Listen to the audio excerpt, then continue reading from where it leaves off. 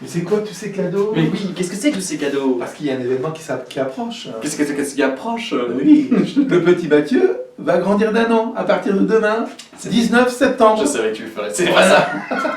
N'oubliez pas de l'appeler pour lui souhaiter un bon anniversaire. On va dire que vous m'appelez pas et que vous m'aimez beaucoup, vous priez pour moi. Et j'ai pas le droit de dire que je déteste mon curé, donc j'aime beaucoup, beaucoup mon curé. Il est en train de me rattraper petit à petit, enfin. Je n'arriverai jamais à cet âge, cette maturité, C'est le ça. fait d'être tellement C'est ça. avancé, c'est incroyable, incroyable. Bien, ceci dit, Ceci dit, on a des cadeaux quand même, on en a un tout particulier. Devinez de quoi nous avons le désir de vous parler avec le Père Pascal. Devinez. moi j'ai l'impression que tu vas nous parler, que nous allons parler De la mission. Ça fait 20 000 fois qu'on vous le dit. On espère que vous n'avez pas encore éteint la vidéo et que vous allez écouter la suite. Frères et sœurs, on a fait ce petit tract missionnaire, mais bon voilà. En fait, la mission, c'est un cadeau que Jésus veut vous faire. Quand vous avez un trésor dans le cœur, vous êtes Heureux. heureux. Merci, bonne réponse, on a eu chaud. Si vous êtes heureux, il y a une dynamique qui se déploie dans le cœur, c'est-à-dire qu'on a aussi envie de rendre ceux qui sont autour de nous heureux. Et même, on ne peut pas être pleinement heureux tant qu'on n'a pas réussi à partager notre joie. Il y a un passage comme ça dans l'évangile où c'est le bon berger qui retrouve la brebis perdue. Voilà, c'est vraiment la brebis perdue, elle était loin, et quand il la retrouve, l'immense bonheur, c'est de le dire à tout le monde et de faire une super fête pour que tout le monde soit dans la joie de ce que lui vit d'avoir retrouvé sa brebis perdue. La mission, c'est la même chose. C'est-à-dire qu'à un moment, vous avez découvert l'amour du Christ. C'est juste incroyable. L'amour de Dieu, le salut, le pardon, la vie, la joie. Vous avez découvert des frères qui sont merveilleux, ces frères que vous aimez, qui vous font du bien. Les frères. Et cette double joie de l'amour de Dieu, de l'amour des frères, bah, à un moment, on ne peut pas la garder pour nous. Voilà, on se dit que depuis plusieurs semaines maintenant, à travers les vidéos qu'on a réalisées, on a essayé de vous faire passer un petit peu de ce bonheur qui habite notre cœur. On a essayé d'être missionnaire envers vous. Et à travers les messages que vous nous avez envoyés, on sent qu'un certain nombre ont été touchés parmi vous. Et on fait un pas de plus dans la foi. Nous, ce qu'on se dit, c'est qu'un trésor comme cela, on ne peut pas le garder pour nous. C'est pas possible. C'est pas possible parce que, je veux dire, ça peut tellement donner du sens à la vie, ça peut tellement aider les gens qui sont parfois un peu perdus à retrouver le cap dans leur vie. Alors, on vous propose, avec nous, d'être missionnaire. Missionnaire, ça veut dire, c'est pas annoncer, je dirais, des trucs compliqués. Bonjour, on vient vous parler de Jésus-Christ. Bonjour. C'est parler de ce qu'on a dans le cœur, pour Oui. en finir. Oui. C'est ça être missionnaire. C'est pas faire des grands cours de théologie ou des grands cours d'exégèse. C'est simplement dire, voilà moi, ce qui me rend heureux. Voilà comment Jésus, il a toqué à la porte de mon cœur et il m'a rendu heureux. Alors, pour cela, on se dit, bah oui, mais comment on va faire? C'est compliqué, qu'est-ce qu'on doit dire? Et vous avez bien raison de etc. penser tout ça. Et voilà, c'est pour ça qu'on vous invite à venir à l'école avec nous. Et donne-moi ta main, il prend la mienne. On recommence l'école, frères et sœurs, masqués bien sûr, sauf nous, on est confinés ensemble, donc voilà. Mais sinon, c'est 3 femmes de Dieu, en fait, 3 laïcs consacrés, 3 personnes qu'on aime beaucoup, qui sont dans une communauté donc, de laïcs consacrés à Valenciennes, qui viennent exprès pour nous un samedi par mois. Un samedi par mois. Et elles parlent simplement, elles vont nous apprendre des choses de la Bible, elles vont nous donner des outils concrets pour apprendre à aller chercher ce qu'il y a là et à le donner aux autres. Mais aussi ce qu'elles vont nous apprendre, c'est que dans le cœur des autres, il y a des choses que Dieu a préparées pour nous. C'est pas seulement nous qui donnons, c'est qu'en fait quand on se met dans une démarche missionnaire, en fait c'est dans une démarche de relation et de rencontre, du genre. Bonjour, ça va bien Pascal? Ça allait bien, mais jusque maintenant. Et en fait, avec le Père Pascal, avec la personne que je rencontre, il va me donner des choses, je vais lui donner des choses. Plutôt que de rester côte à côte, en gardant chacun son trésor pour soi. Dans les choses qu'il va me donner, il y a des choses que je ne connais pas. Il y a son histoire, ses problèmes, sa vie, tout ça. mais aussi des choses qu'il peut m'apprendre que je ne connais pas. Et moi, dans mon histoire, il y a aussi des choses que je peux lui donner, et notamment, il y a Jésus, et il y a les frères. Et ça, c'est un double cadeau qu'on peut faire. Mais ça, c'est dans un lieu de... Voilà, un cadre de confiance, un cadre simple. Et c'est une dimension qu'on a un peu perdue dans notre Église. C'est-à-dire que, je veux dire, souvent, on veut faire de la foi quelque chose d'assez personnel. Alors que dès le début, on voit dans les premières communautés chrétiennes, tout de suite, on a eu le désir d'annoncer.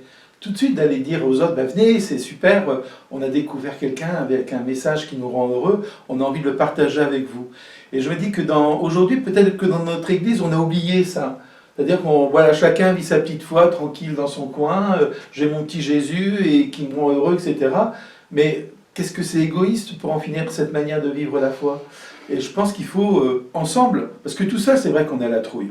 Oui. Voilà. Donc, d'ailleurs, Jésus les envoie 2 par 2, hein. Il les envoie pas tout seuls en mission. Donc, je me dis, c'est ensemble qu'il faut y aller, tous ensemble. Et nous, on trouve que c'est une super aventure qu'on a envie de vivre avec tous ceux qui le voudront. Et donc, on vous dit, allez, on va à l'école, on apprend et on y va.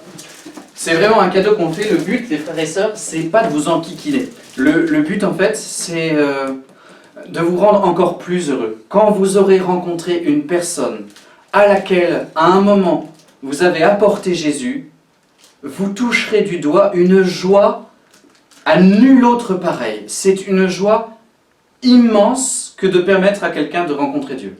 Immense, immense. Ah mais t'as tes lunettes, tu vas pouvoir lire. Exactement. Moi, je prends le cadeau alors. Parce que la dernière fois, tu m'as fait une remarque désobligeante. C'est pas mon genre du tout. Donc, on en est où là aussi? Voilà. Ici, voilà. Et donc, c'est dans l'évangile de Luc, au chapitre 10, où Jésus envoie les 12 en mission. Après cela, parmi les disciples, le Seigneur en désigna encore 72. Il les envoie 2 par 2, en avant de lui, en toute ville et localité où lui-même allait se rendre.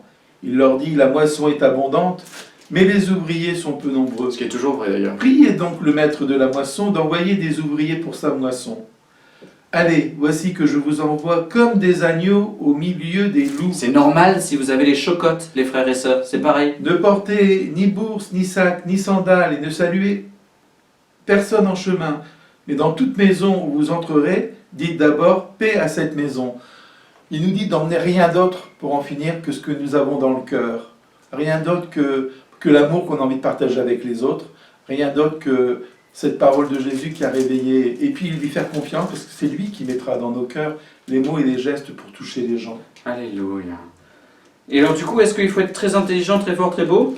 Alors il nous dit plus loin, les 72 revinrent tout joyeux en disant, Seigneur, même les démons nous sont soumis en ton nom. Et Jésus leur dit, je regardais Satan tomber du ciel comme l'éclair. Ok, vas-y, va Et plus loin. il nous dit aussi, plus loin, à l'heure même, Jésus exulta de joie sous l'action de l'Esprit Saint. Il dit, Père, Seigneur du ciel et de la terre, je proclame ta louange. Ce que tu as caché aux sages et aux savants, tu l'as révélé aux tout petits.